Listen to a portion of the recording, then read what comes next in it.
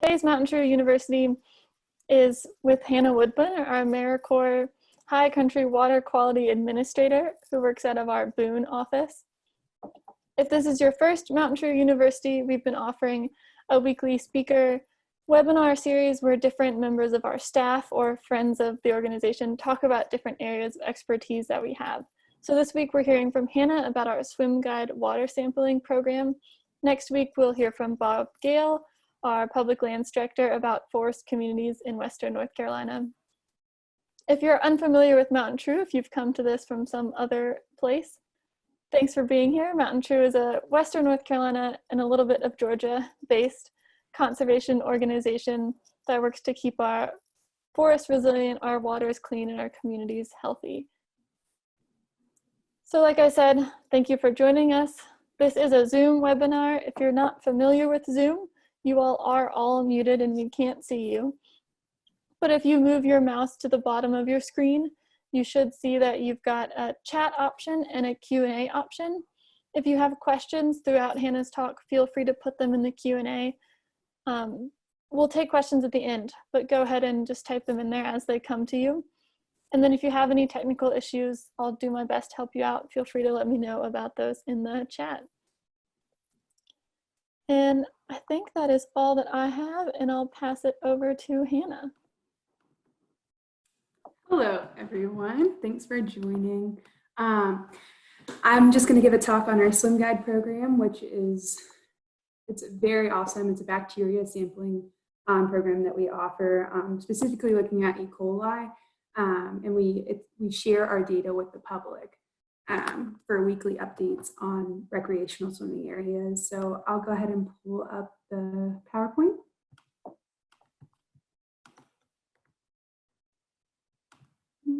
Okay. Here we go. So as Katie said, I am working with AmeriCorps Project Conserve, and then I also serve as the High Country Water Quality Administrator for MountainTrue, helping out the Watauga River Keeper located in Boone, North Carolina. So a little bit about SwimGuide's background. It was founded in Toronto, Canada in 2011 by Swim Drink Fish, and that was originally Lake Ontario Waterkeeper. And the program had immense growth. I think right now there are 7,000 beaches that are currently monitored throughout the United States and other countries, as far as Australia, New Zealand, Nova Scotia. Like, you can look up a beach, and the awesome thing about it is anyone or any organization can start their own SwimGuide program and report on beaches. So if there's one in your community that you're interested in, you can send us an email and we can discuss what it would take to start a program, you know, in the community. And one of the reasons why it grew so quickly is because we all have a desire for clean water that's fishable, swimmable, and drinkable. And like I said before, it helps provide current information on bacteria and E. coli levels in the community. And E. coli is found in the waste of most warm-blooded animals. And if we drink it or if we consume it in any way, we can get sick from it. And so it's important to know what the levels are and, you know, our exposure to them. So a little bit about MountainTrue and the SwimGuide program. So that we have river keepers that manage their individual SwimGuide programs. So we have one that's located in the Green River Watershed, Watauga Watershed, Broad Watershed, and French Broad Watershed. And then we are adding Hiawassee, which is located in Georgia, to our SwimGuide program as well. And they plan to be up and running by July, as things have been delayed with COVID-19. And so the SwimGuide program runs from May 1st to September 30th, and we take weekly samples from our beaches along the watershed, and we usually take them on Wednesday and publish on Thursday, or take them on Thursday and publish by Friday at the latest, so that people have the most up-to-date information for their recreational outings on the weekends And then if you're interested in volunteering, you can contact me. I have my email information right there, or you can, contact MountainTrue from our website. So E. coli can pose a health risk, like I discussed before, for people swimming in the water. And the EPA allowable limit for E. coli is 235 colonies per 100 milliliters of water. And the E. coli levels can change at any time, but they are usually much higher after intense rain events.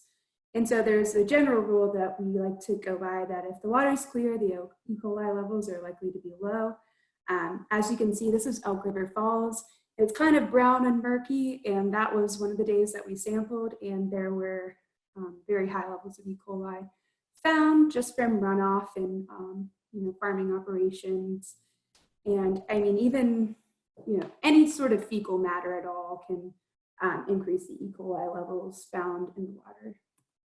So this is a map of the Watauga watershed, which I help manage. I think we right now have a total of 12 sites that are active, but we're in the process of adding more and taking away a few others that we don't have as much capabilities to sample every week. But these are our main sites.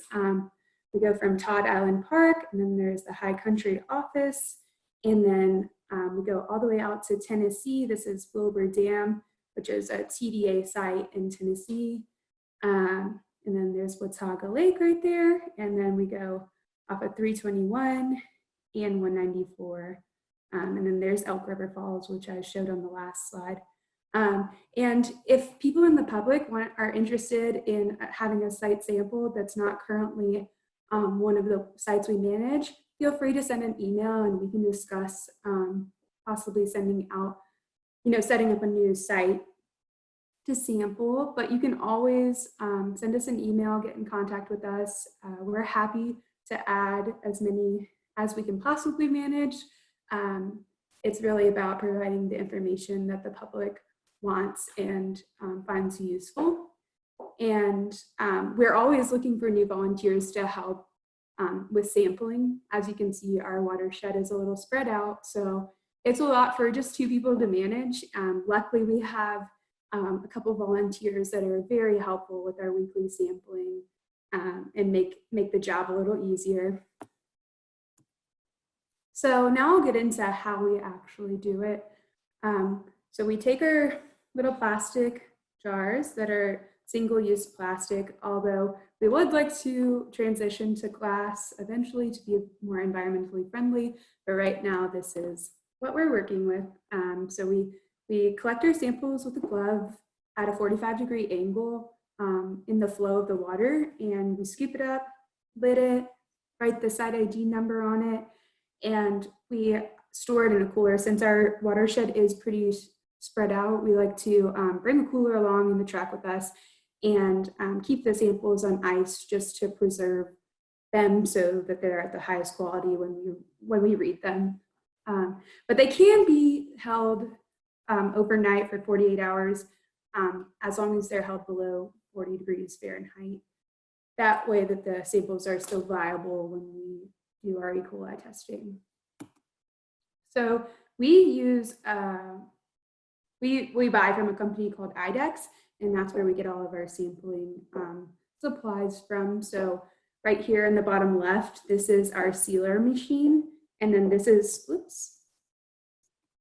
this is the rubber gasket that we put our quantity trays, which are right here. And then here's our sampling bottles. And then this is our Colilert testing supplies. And it's a packet of Colilert that we put into the water sample that allows us to see how much E. coli is present. And then this is our fluorescent light. So it's like a viewing station. So we put the samples underneath, and you'll see a picture in the following slides of what I mean. But we put our samples in there and turn on the fluorescent light to be able to read how many of the wells are positive or negative for E. coli. And then this is our incubator. So we leave our samples after they've been fully processed in the incubator for for 24 hours, and then we return the next day and we're able to read the samples. So that's basically the gist of how we do it. So what we do is we take our water sample, pour out or decant to 100 milliliters, and then put the Colilert samples in there, shake them up really well until all the bubbles have subsided, and then we pour them into the plastic quant trays, and then place them on the rubber gasket, put them through the sealer machine, and then place them in the incubator for 24 hours. While it is a pretty simple lab protocol, it is important that we follow it, or else, you know, we might not have viable, reliable information. And the entire time we do this process, we are wearing gloves as far as not to contaminate our samples. So then for the sample analysis, we have written all the site IDs on the back of the quantity trays, and then we make a chart, and then I also transfer it to a Google Doc so that we have you know, backup documentation of all of our information, so we can gather that information and data and look at years prior and compare to how, you know, rain events and how things, our watershed bacteria levels are faring year to year. So without the fluorescent light, this picture on the left is how the samples appear. So everything looks, you know, completely normal. You wouldn't be able to tell. And then under the fluorescent light, you can tell these ones that are glowing. These are the ones that are positive for E. coli. And then this is one that I took that was completely positive. I don't remember which site it was, but we've certainly had a lot of rain in the high country. So more than a few have looked like this on rainy days. So what we do is we mark all the glowing ones with a Sharpie marker, and then we count the number of positive wells and use a most probable number chart to determine the number of colony forming units per 100 milliliters, so that we can compare it to the EPA threshold for safe swimming, which is again 235 CFUs. And then when we post the results to SwimGuide, we don't put the actual number that we came up with, we just do a pass fail. So if it's beyond 235 CFUs, it fails. If it's below that, it passes. And but we keep all of the individual, you know, week to week data online for our personal use. And then this is a picture of the MPM, or most probable number chart, that I was speaking about on the previous slide. And for example, let's see. So if you look at 13 of the small wells that were positive, and then you go all the way down to 49 of the large wells, it would be 235.9, which would be over the EPA allowable limit. So that site would fail in this example. And as you can see, these are the positive wells that we marked, and then these are the negative ones. So there's actually 2 pages on this chart. It goes, there's a total of 49 large wells and a total of 48 small wells. So we look at the, you know, the small and large. I'll show you. So these are the small wells that we look at, and we can compare it to this MPM chart. And then the reason why this is important is because we can share this data publicly.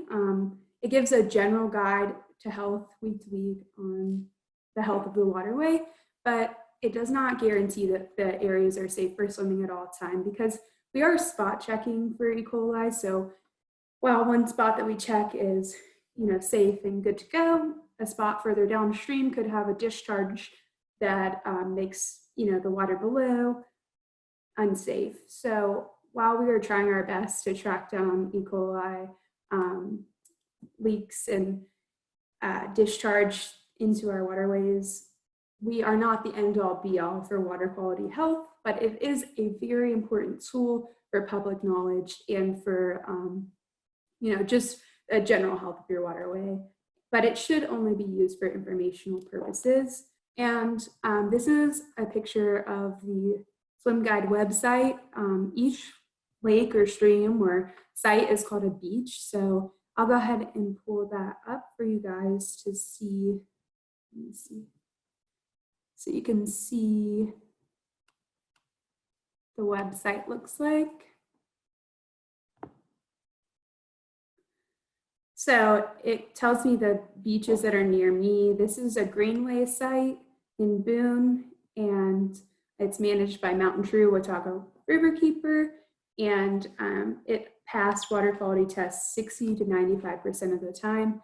And it'll actually give you, if you're interested in going or exploring a new beach, you can actually get directions through Google or Apple Maps straight to the location, which can be really interesting. And then here is the graph from 2020. So 80% of the amount of times we've sampled since May 1st, the site has failed, and 20% has passed.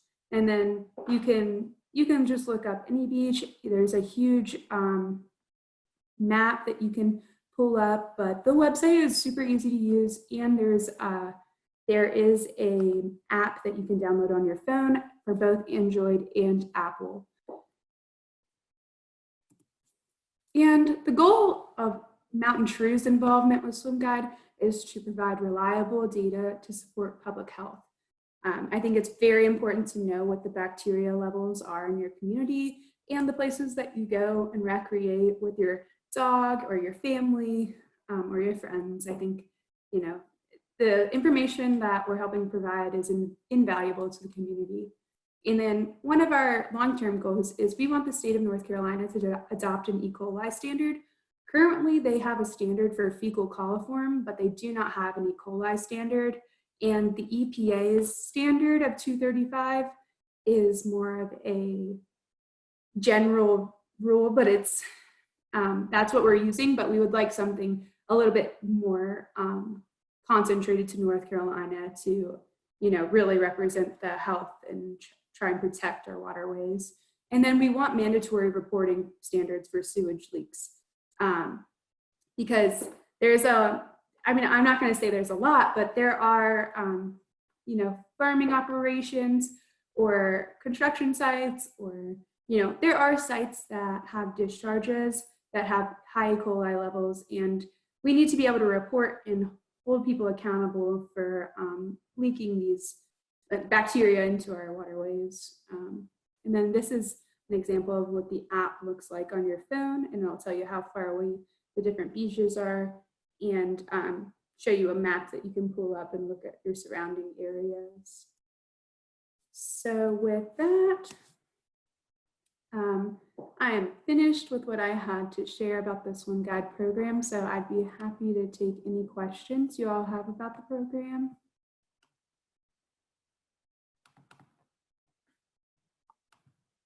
Thanks, Hannah. I think that was great, a really helpful description of how SwimGuide works. Do you know if it's possible to use SwimGuide, or if SwimGuide has been used to find and prevent people from polluting and like small discharges on rivers in Boone or in other parts of Western North Carolina? So I know that we can narrow down a general area of where there's higher, you know, we can find discharges from an area. I know in Boone, we're currently looking for some, but I know in the French Broad, they find multiple sites weekly of people discharging. So it's definitely a helpful tool, and being out every week definitely helps you stay on top of the sites and sites that you have an interest in. And do you know if there are state agencies that are responsible for enforcing discharge laws, or is that sort of left up to community groups that are willing to do it? I think it's definitely left up to community groups, especially right now. The EPA and the DEQ aren't really enforcing anything at the moment. So it's really important that we keep track of what's going on during these times, so that when everything goes back online after COVID, we can say, hey, these are a list of the polluters, and this is what we think you should do. So that we can have the state and federal agencies back us with our data. Great, thank you. I don't see any other questions that have come in. We had a comment from Tay that thanked you for all the really good information. So if anyone has questions, now would be the time. Otherwise, we will wrap up a little early.